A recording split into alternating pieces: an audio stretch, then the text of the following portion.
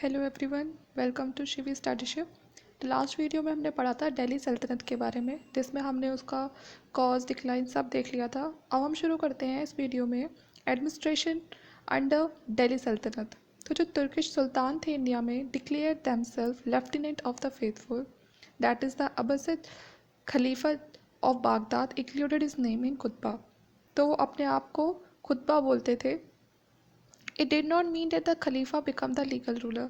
तो इस जब वो अपने आप को खलीफा बोलते थे, खुतबा डिक्लेयर करते थे, तो उसका मतलब ये नहीं था कि वो अपने आप को लीगली रूलर बता दिया करते थे, बल्कि ये सिर्फ एक मोरल पोजीशन थी। पॉलिटिकल और लीगली या मिलिट्री अथॉरिटी की जितनी भी पावर होती थी वो सारी सुल्तान के हाथ में होती थी।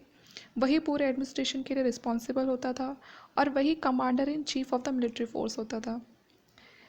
इनके टाइम में जो दिल्ली सल्तनत का टाइम था, इस टाइम में जो सबसे एकदम क्लियर पॉइंट निकल कर आता है वो ये था कि no clear law of the succession develop among Muslim rulers.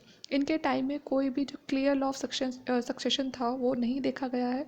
मतलब जो एक पूरा रूल्स रेगुलेशन के साथ एक रूल किया जाता है, ऐसा कुछ नहीं था। Thus the military strength was the main factor in the succession to the throne. जिसकी मिलिट्री की ज़्यादा स्ट्रेंथ होती थी उसी का अपना रोल हो जाया करता था, क्योंकि वो दूसरे की मिलिट्री को हरा दिया करता था। तो बस यही था थ्रोन को ऑक्यूपाई करने का उस टाइम पे जो मुस्लिम रूलर्स थे। बस एक यही सहारा था कि भाई जिसकी मिलिट्री स्ट्रेंथ ज़्यादा थी वही थ्रोन पर बैठ जाएगा। अब देखते हैं सेंट्रल एडमिनिस्ट्रेशन। कुछ डिपार्टमेंट बनाए गए थे, जैसे कि दीवान वजारत, जिसे डिपार्टमेंट ऑफ फाइनेंस बोलते थे। इसके हेड होते थे वजीर। दीवान अर्ज, ये मिलिट्री डिपार्टमेंट होता था, इसे बोलते। इसके जो फाउंडर थे वो थे अरीज़ ममालिक। उसके बाद है दीवान इंशाह, डिपार्टमेंट ऑफ कॉरस्पॉन्डेंस, ये होते थे दाबिर ममालिक। फिर है दीवान रिसालत, डिपार्टमेंट ऑफ अपील, दाबिर मुल्क। दीवान मुस्तखराज, ये कौन थे? डिपार्टमेंट ऑफ अरियस, जो कि अलाउद्दीन खिलजी थे, वो उसके फाउंडर थे। दीवान रियासत, डिपार्टमेंट ऑफ कॉमर्स था, ये भी जो अलाउद्दीन खिलजी थे इन्होंने ही स्टार्ट किया था। फिर है दीवान कोही, जो डिपार्टमेंट ऑफ एग्रीकल्चर था, जो हमने देखा भी था कि किसने स्टार्ट किया था, फिरोज शाह तुगलक ने स्टार्ट किया था। फाउंडेड बाय मोहम्मद बिन तुगलक ने स्टार्ट किया था। दीवान बंदगान, जो डिपार्टमेंट ऑफ स्लेव का था, वो फिरोज शाह तुगलक, क्योंकि फिरोज शाह तुगलक को बहुत शौक था कि वो जहाँ भी जाते थे और वहाँ पर जो भी नौजवान उन्हें लड़के दिखाई दिया करते थे वो उनको अपना स्लेव बना के रखते थे, जिससे कि उन्हें वो उनकी आर्मी में काम आए। दीवान खैरात, जो डिपार्टमेंट ऑफ चैरिटी था, ये भी फ़िरोज़ तुगलक ने स्टार्ट किया था। और दीवान इशाकत, जो कि डिपार्टमेंट ऑफ पेंशन था, ये भी फ़िरोज़ शाह तुगलक ने ही स्टार्ट किया था। एडमिनिस्ट्रेटिव यूनिट की बात करें तो इन्होंने अपनी जो प्लेस था, जो अपना एरिया था, उसको एकता में बांटा हुआ था, जिसे प्रोविंस बोलते थे। उनके हेड थे मुफ्ती। फिर प्रोविंस के अंदर जो डिस्ट्रिक्ट आती थी उन्हें बोलते थे शिक, और उसके हेड हुआ करते थे शिकदार। फिर डिस्ट्रिक्ट के अंदर भी उन्होंने तालुका बनाए हुए थे, जिसे परागना बोलते थे, और इसके हेड होते थे चौधरी या अमीर। उसके बाद फिर विलेज आते थे, जिन्हें ग्राम बोलते थे, और इनके हेड होते थे मुकद्दम या खुद। तो चार तरह से इन्होंने अपनी एडमिनिस्ट्रेटिव यूनिट को इस तरह से बांटा हुआ था: एकता, शिक, परागना और ग्राम। अब हम देखते हैं इनके आर्ट और आर्किटेक्चर को अंडर द दिल्ली सल्तनत। The new feature brought by the Turkish conqueror were the dome. तो जो डोम का एक नया आर्किटेक्ट दिखाई दिया था, तो वो दिल्ली सल्तनत के अंडर ही दिखाई दिया था। डोम क्या होता है? जो हम देखते हैं ना मस्जिद वगैरह होती है, उसमें जो ऊपर वाला पार्ट होता है वो काफ़ी बड़ा सा होता है, तो वो डोम होता है। लॉफ्टी टावर, मतलब जो ऊंचे ऊंचे टावर होते हैं, जैसे कि हम कह सकते हैं कुतुब मीनार में जो बड़े बड़े, जो मतलब वो एक टावर जैसा ही है, तो उस तरह की चीज़ें दिखाई दी। ट्रू आर्क, जिसमें हमने देखा कि जो बीम है उनको बहुत ही कम से कम लगाया गया, जो आर्क होती है उसके सपोर्ट में। और द वॉल्ट, मतलब जो बड़े बड़े तहखाने होते हैं, उस तरह की चीज़ें भी हमें सबसे ज़्यादा दिल्ली सल्तनत के टाइम पे ही दिखाई दी। They also brought with them expert knowledge and the use of concrete and mortar. उन्होंने एक अलग तरह का मिक्सचर यूज़ किया अपनी बिल्डिंग्स को बनाने के लिए, अलग तरह की ड्रेसिंग जो बाद में उसे एक फिनिशिंग देती थी। कुछ नए तरीके लेकर आए, काफ़ी एक्सपर्ट नॉलेज थी उस बारे में इनके पास। इस तरह की चीज़ें इंडिया में पहले भी यूज़ होती थी, लेकिन इतनी ज़्यादा नहीं होती थी, वो बहुत थोड़ा बहुत ही यूज़ होता था। अढ़ाई दिन का झोपड़ा, जो अजमेर में देखते हैं, एक बहुत ही ब्यूटीफुल प्रेयर हॉल है, जिसकी में जो मेहराब है, मतलब एक मेहराब स्टाइल रखा गया है वाइट मार्बल से।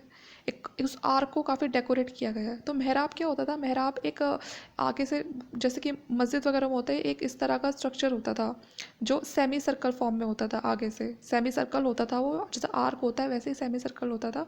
फिर उसको काफ़ी डेकोरेट किया जाता था। तो ये एक रिलीजियस थीम को डिनोट करता था। तो इस तरह से जो अढ़ाई दिन का झोपड़ा है उसमें मेहराब को बनाया गया है वाइट मार्बल से। फर्स्ट एग्जाम्पल ऑफ ट्रू और voussoir arch is said to be the top of the Ghiyasuddin Balban in Mehrauli. तो एक जो बहुत ही अच्छा एग्जाम्पल है तो उसका क्या कहते हैं, ट्रू आर्क का, तो वो हमें गियासुद्दीन बलबन के का जो टॉम्ब है उसमें दिखाई देता है, जो कि मेहरौली दिल्ली में है। खिलजी पीरियड में इस तरह के आर्क का, डोम का बहुत ज़्यादा यूज़ हुआ, बहुत ज़्यादा इस्टेब्लिश हुए ये। इसका फेमस एग्जांपल जो है वो है the tomb of Hazrat Nizamuddin Auliya at Delhi.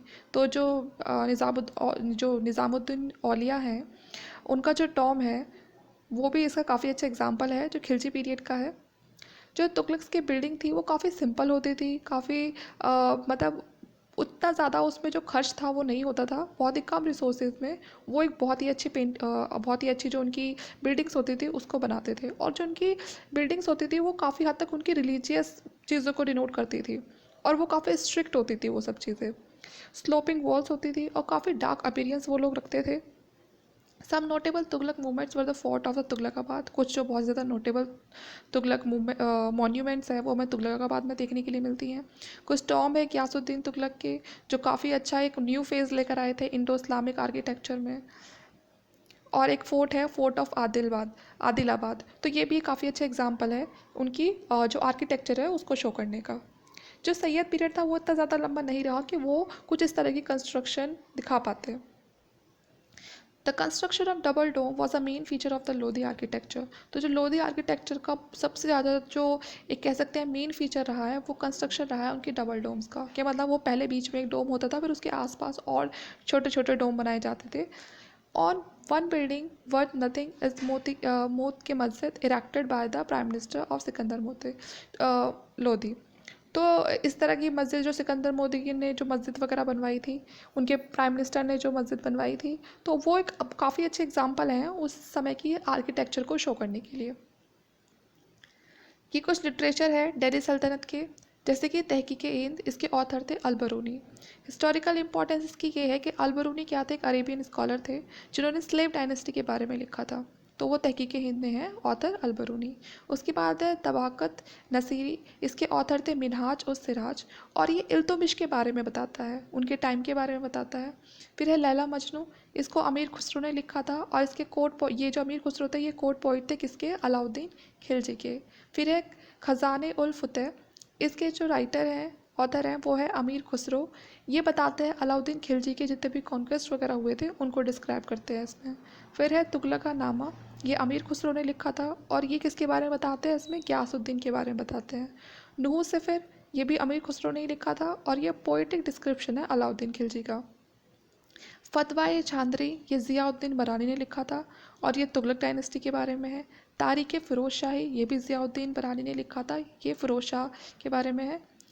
फतवाए Firoz शाही, ये फ़िरोज़ शाह ने खुद लिखा था, और ये उनकी अपने खुद के टाइम के बारे में है। किताब फ़ी तहकीक, ये अलबरूनी ने लिखा था, ये साइंस के बारे में है। किताब फ़ी तहकीक, ये काफ़ी इंपॉर्टेंट है, काफ़ी बार एग्जाम में पूछा जा चुका है। कानून मसूदी, ये अलबरूनी ने लिखा था, ये अबाउट एस्ट्रोनॉमी है, कानून ए मसूदी। जवाहर फिल जवाहिर, ये अलबरूनी ने लिखा था, और ये मिनरलॉजी के ऊपर है कि जो भी उस टाइम पे मिनरल्स वगैरह मिलते थे, उनकी क्या इंपॉर्टेंस थी, कैसे यूज़ होते थे, कहाँ से मंगवाए जाते थे, वो सब इसमें लिखा है।